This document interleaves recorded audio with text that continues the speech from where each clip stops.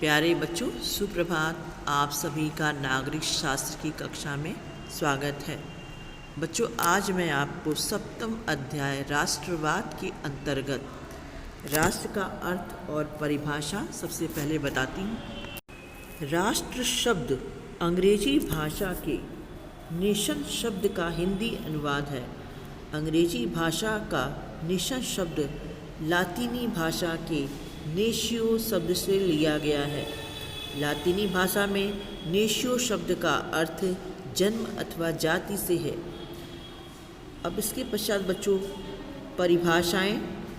सबसे पहले हम ब्लंशली की परिभाषा लेते हैं। उनके अनुसार राष्ट्र ऐसे मनुष्यों का समूह है जो विशेष रूप से भाषा तथा रीति रिवाजों द्वारा एक ऐसी संयुक्त सभ्यता में बंधे हुए हैं जो उनमें एकता की भावना तथा विदेशियों में मतभेद की भावना उत्पन्न करती है। बर्गिस के अनुसार राष्ट्र भौगोलिक एकता वाले एक ही क्षेत्र में रह रही एक ही नस्ल की जनसंख्या है। अब बच्चों राष्ट्रवाद की परिभाषा एवं अर्थ के विषय में आपको जानकारी देते हैं। राष्ट्रीय राज्य का आशय है प्रत्येक राष्ट्र का अपना पृथक राज्य होना। अन्य शब्दों में राष्ट्र और राज्य की सीमाएं एक होनी चाहिए। जी के रॉबर्ट्स के अनुसार राष्ट्रवाद एक ऐसी विचारधारा है जो इस सिद्धांत पर आधारित है कि राज्यों का संगठन राष्ट्रीयता के आधार पर किया जाना चाहिए। राष्ट्रवाद उस पवित्र भावना का नाम है जो व्यक्ति को अपने राष्ट्र के प्रति निष्ठावान रहने के लिए प्रेरणा देती है। अन्य शब्दों में अपने राष्ट्र के प्रति प्रेम तथा भक्ति की भावना को ही राष्ट्रवाद कहते हैं। राष्ट्रवाद की विशेषताएं।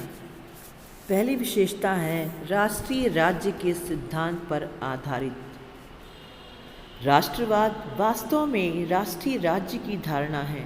राष्ट्रवाद के वर्तमान रूप का प्रारंभ 17वीं शताब्दी में राष्ट्रीय राज्य की धारणा के विकास के साथ हुआ था।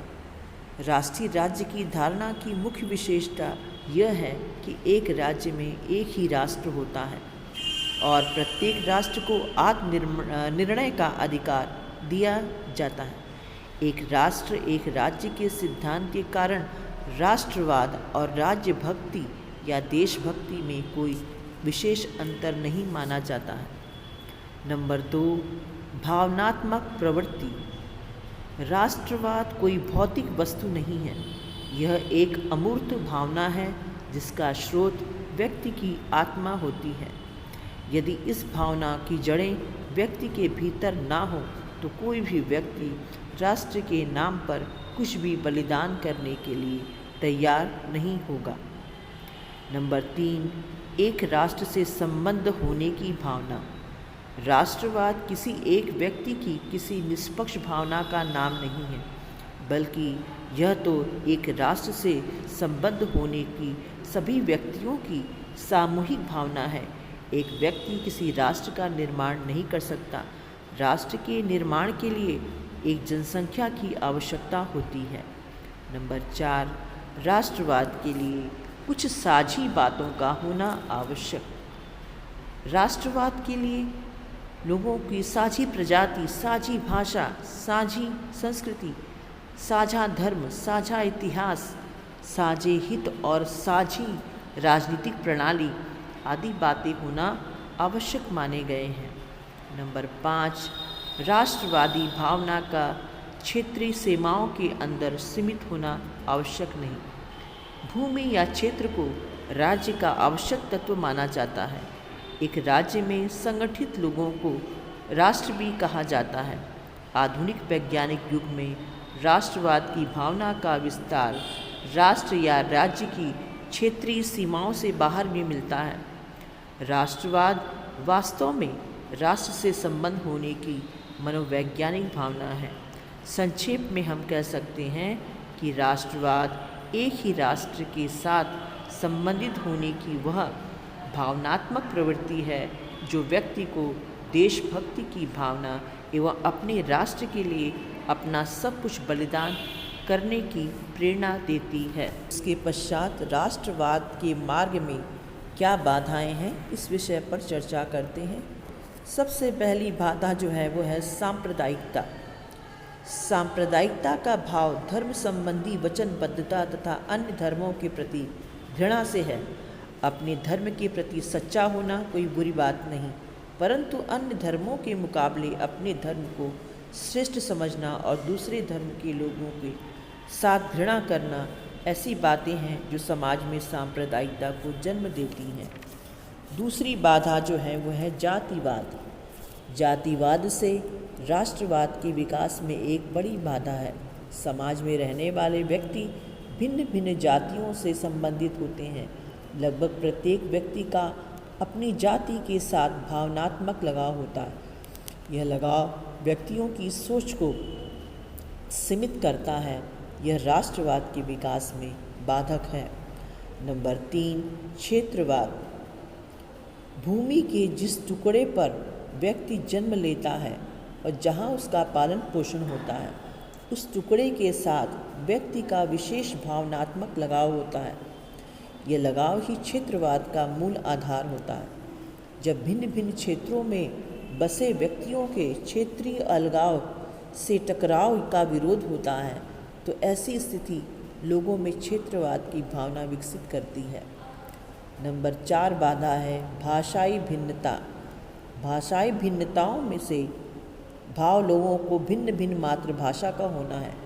भिन्न भिन्न मातृभाषाओं का अस्तित्व राष्ट्रवाद के विकास के लिए उस समय रुकावट बनता है जब लोग अपनी मातृभाषा के अतिरिक्त अन्य भाषाओं को सहन नहीं कर पाते हैं। नंबर 5 बाधा है सामाजिक असमानता।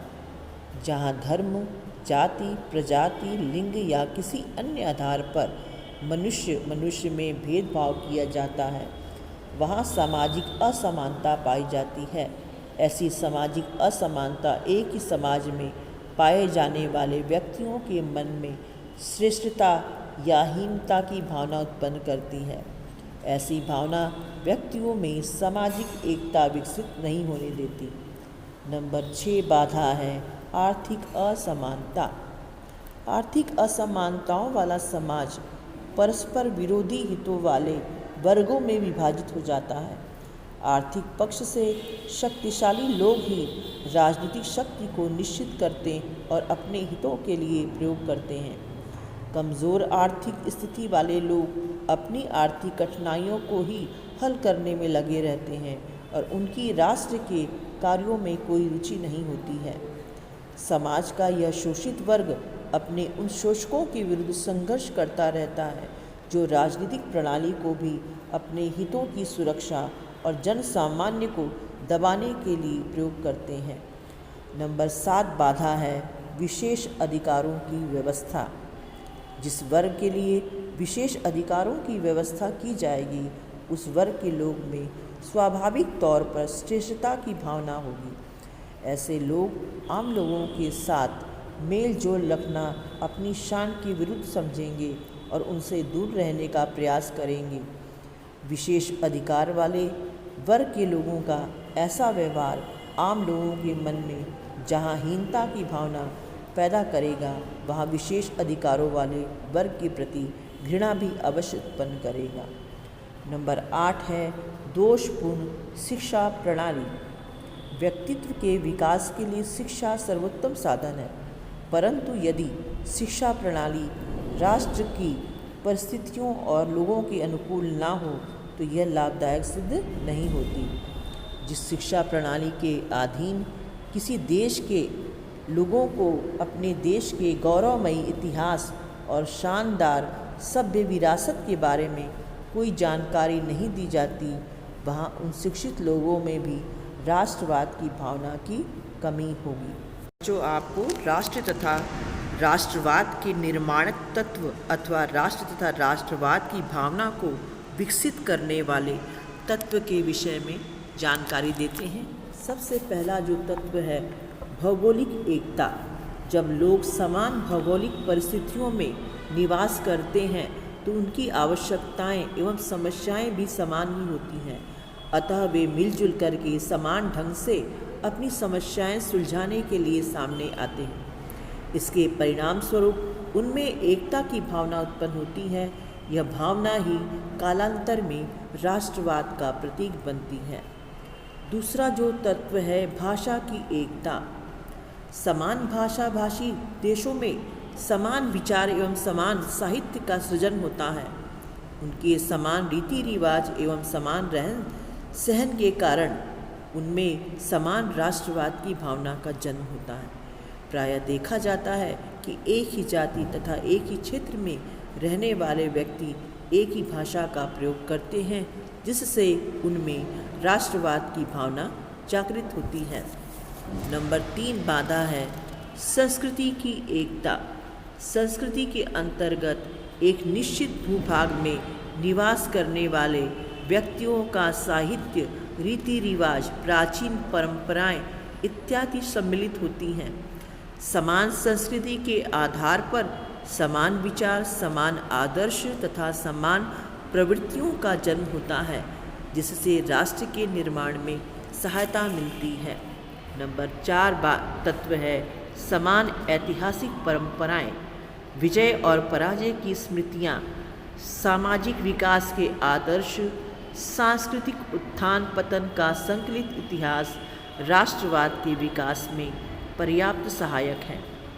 सम्राट अशोक, चाणक्य, अकबर, शिवाजी, सुभाष चंद्र बोस आदि की गौरव गाथा पढ़ने से समस्त भारतीयों में राष्ट्रवाद की भावना का संचार होता है। नंबर 5 तत्व है धार्मिक एकता। इतिहास में इस बात का प्रमाण है कि धार्मिक भिन्नता के कारण कई देशों में अत्यधिक रक्तपात हुआ है। धार्मिक भिन्नता के आगे राष्ट्रवाद की भावना दुर्बल पड़ जाती है, जिसके परिणाम स्वरूप दो भिन्न धर्मावलंबी राष्ट्रों के मध्य युद्ध हो जाते हैं। नंबर 6 निर्माणक तत्व है राजनीतिक एकता। समान राजनीतिक व्यवस्था के अंतर्गत रहने वाले लोग भी एकता का अनुभव करते हैं। इसके अतिरिक्त वे समान राजनीतिक व्यवस्था के परिणाम स्वरूप मानसिक एकता का भी अनुभव करते हैं, जो कालांतर में राष्ट्रवाद के निर्माण में सहायक होती है। इसके साथ ही कठोर विदेशी शासन भी राष्ट्रवाद के निर्माण में सहायक सिद्ध होता है। नंबर 7 जाति एकता। एक जाति के लोग समान संस्कारों एवं रीति रिवाजों के कारण एक संगठन में बंधे रहते हैं, जिसके परिणाम स्वरूप उनमें एकता की भावना का उदय होता है। नंबर 8 है सामान्य आर्थिक हित। आधुनिक काल में राष्ट्रवाद के निर्माण में आर्थिक तत्व सर्वाधिक महत्वपूर्ण माना जाता है। भारत के परिप्रेक्ष्य में रोजगार प्राप्त करने में सभी का सामान्य आर्थिक हित है, अतः इस दिशा में किए जाने वाले प्रयास राष्ट्रीय एकता के प्रयास के अंतर्गत आते हैं। नंबर 9 अन्य तत्व।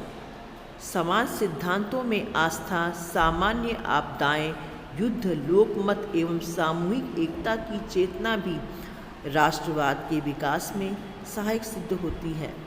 सामान्य आपदाओं जैसे गुजरात में आए भूकंप के समय सभी क्षेत्रों से की गई सहायता इस बात का प्रतीक है कि हमारे अंदर राष्ट्रवाद की भावना विद्यमान है। उपर्युक्त विवेचना से स्पष्ट हो जाता है कि राष्ट्रवाद भावनात्मक एकता का प्रतीक है। राष्ट्रवाद की भावना के कारण ही व्यक्ति राष्ट्र के प्रति पूर्ण समर्पण तथा बलिदान की भावना प्रकट करता है। बच्चों से संबंधित जो भी प्रश्न मैंने आज दिए हैं उनको कॉपी में लिख करके याद करें, पढ़ें लिखें, आगे बढ़ें। धन्यवाद।